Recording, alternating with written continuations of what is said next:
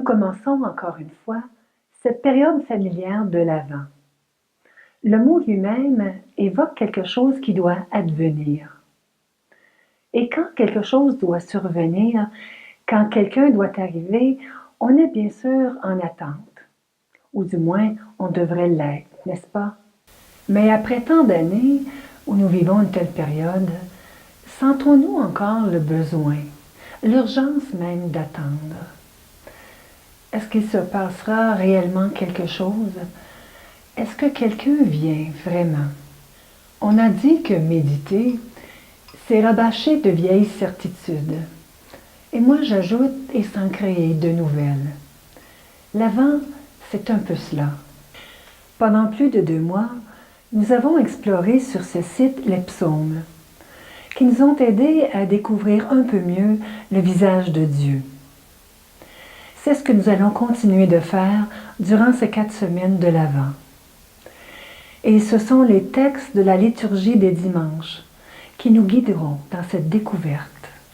Dieu, on ne peut en parler qu'avec des images bien humaines, de pauvres mots impuissants à tout dire, mais quand même révélateurs.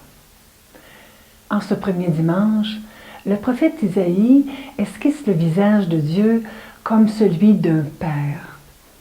Il le répète plus d'une fois.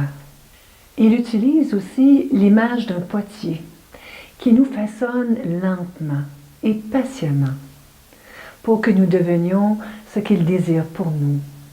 De son côté, en écrivant aux Corinthiens, Paul leur dit « Vous ne manquerez d'aucun don en attendant ».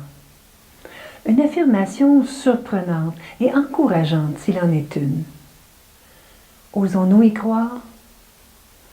Et il ajoute « Lui, Dieu, vous affermira.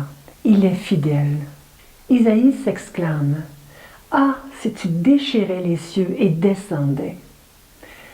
C'est exactement ce que Dieu a fait et qu'il continue de faire. Une mystique anglaise reconnue comme une personne de sainteté, Juliane de Norwich, parle de Dieu comme de celui qui descend pour nous rejoindre au creux de notre besoin.